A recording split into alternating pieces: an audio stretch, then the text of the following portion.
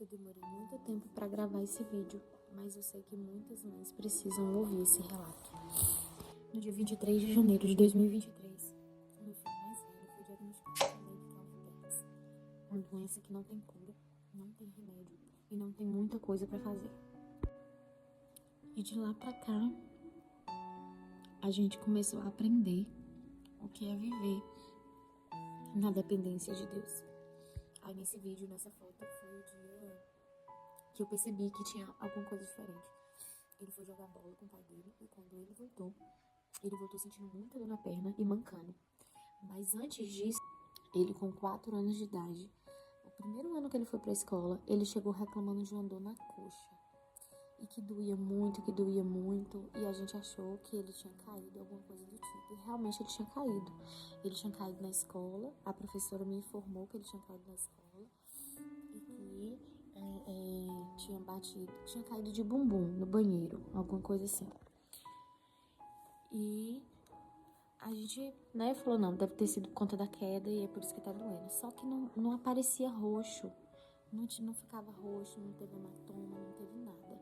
E a dor passou. Depois de algum tempo, a dor voltou muito forte de novo. E foi a nossa saga agora procurando um médico. E a gente levou ele no pronto-socorro. Fez exame de sangue. E no pronto-socorro, o médico disse que era miosite, uma inflamação no músculo. Passou o remédio, Caleb ficou 15 dias tomando esses remédios. Eu pedi pra fazer um raio-x. Ele disse que não havia necessidade, porque não era nada no osso, era no músculo. E levei ele em outro médico. O médico disse que era dor do crescimento, que era normal, que não tinha nada demais. Pedi pra fazer um raio-x. Também disse que não tinha necessidade de fazer um raio-x. Um dia, normal, em atendimento da minha cliente, a escola me liga. Caleb tá chorando de dor, não tá conseguindo colocar o pé no chão. E a gente levou no hospital e foi o mesmo diagnóstico. Aí de lá pra cá, eu falei, não, tem alguma coisa errada e eu vou fazer um raio-x. E fui fazer um raio-x por conta própria. No raio-x, no dia de pegar o resultado, eu já tinha agendado um ortopedista. No meio do caminho eu abri, já olhei, porque a gente é curiosa, né? Olhei, já pesquisei no Google. Não falava muita coisa sobre, né? Falava que é uma osteonecrose, né? Mas não falava que era PERTS. E veio esse triste diagnóstico. Seu filho tá com PERTS, é uma doença que a gente não sabe muito sobre ela, não tem remédio, não tem cura e não tem o que fazer. Essas foram as palavras do médico. E liguei para meu esposo, desesperada, falei, tu vem pra cá, porque o médico passou uma ressonância, um exame aqui, para poder ver se tá na outra perna. Só que detalhe, essa doença ela é diagnosticada com raio-x. Não é necessário fazer ressonância, é o raio-x. E aí a ressonância só vai mostrar a questão de nervos, essas coisas. Mas o que mostra mesmo, o que diagnostica mesmo, dá o diagnóstico, é o raio-x. E aí meu esposo foi e ele foi conversar com meu esposo. Falou para meu esposo que era para ele procurar já e conversando com o Caleb a respeito da profissão dele. O médico já estava dando já o destino todo de Caleb, de como seria a vida dele. Para ele procurar já conversar com o Caleb, que ele ia ter que exercer uma profissão sentado, porque ele não ia poder andar, porque chegou uma fase da doença que não vai ter mais osso, o osso já vai ter se quebrado. Então, que era para deixar Caleb ir andando, para continuar quebrando o osso, dar um remedinho quando ele sentisse dor. E lá para uns 18 anos, tentava uma cirurgia para colocar uma prótese, mas que corria o risco ainda dele nunca mais andar. Eu fiquei sem chão. Foram 2 dias.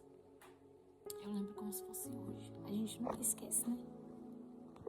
Foram 2 dias só chorando e orando. Chorando e orando. Senhor, e agora? O que a gente vai fazer?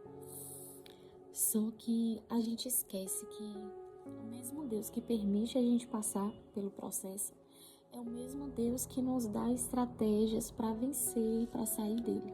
E não importa quanto tempo dure, não importa quanto tempo vai ser a duração desse processo, ele vai estar com a gente.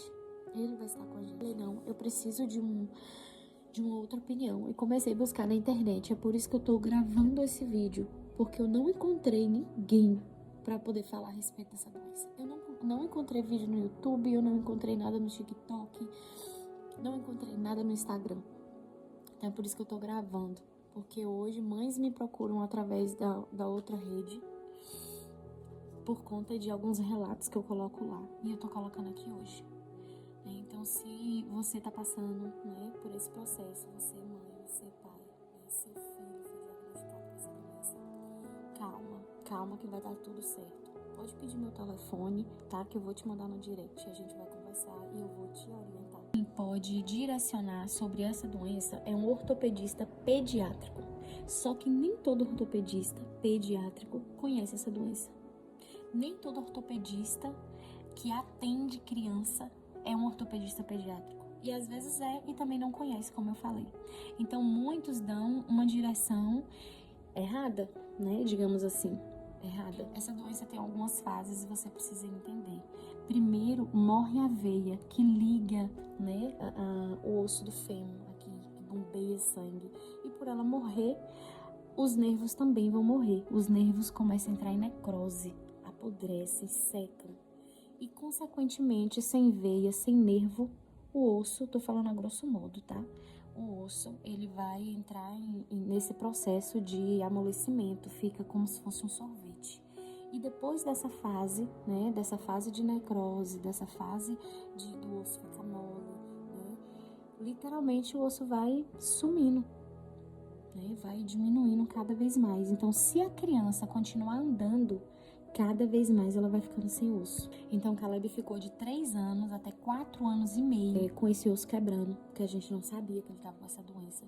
Então, com certeza, essa doença se iniciou com 3 anos, quando ele começou a sentir dor na coxa. Então, se teu filho ou tua filha sente dor no pé, sente dor na coxa, sente dor no joelho, investiga. Não vai tirar pedaço, fazer um raio-x. Ah, mas vai expor o menino, vai expor a menina a uma radiação. Gente, é rapidinho. Rapidinho você faz um raio-x e você se livra dessa possibilidade.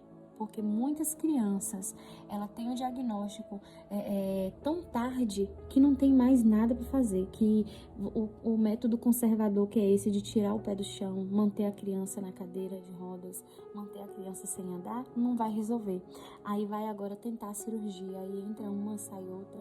Essa doença, ela dá em meninos, porém já tem muitos casos de meninas, tá? Eu participo de um grupo e esse grupo tem muitas meninas que têm essa mesma doença. Inclusive muitos adultos que ficam com essa doença por anos e nunca foi diagnosticada.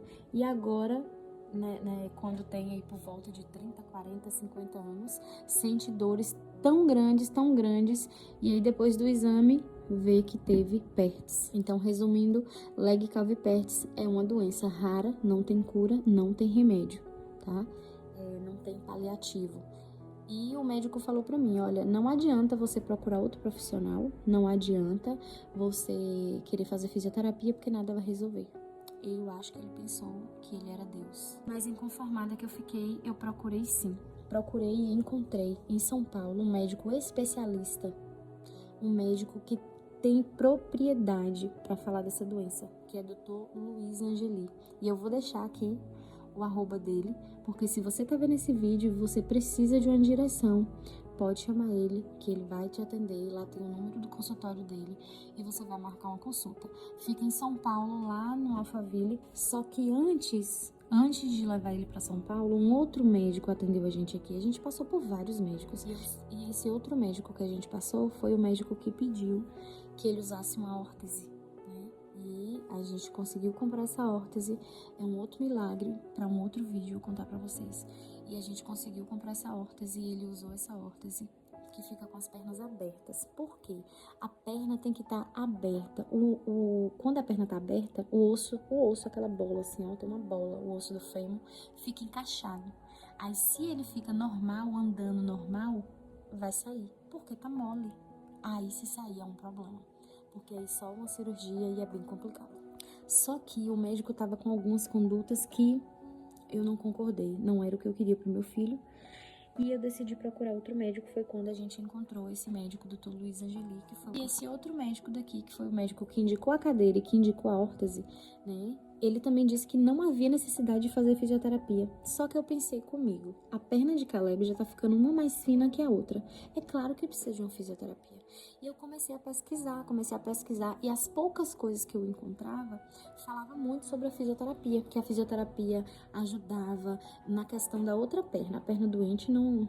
E fazia sim diferença, que era deixar o osso, né, em movimento.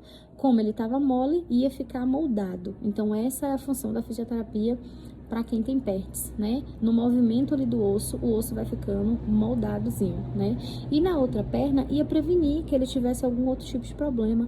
A coluna dele já estava ficando bem tortinha por ficar muito tempo sentado, não ficava em pé. Então eu levei por conta própria. Mesmo o médico da minha cidade não querendo, né? Disse que não havia necessidade, eu levei por conta própria.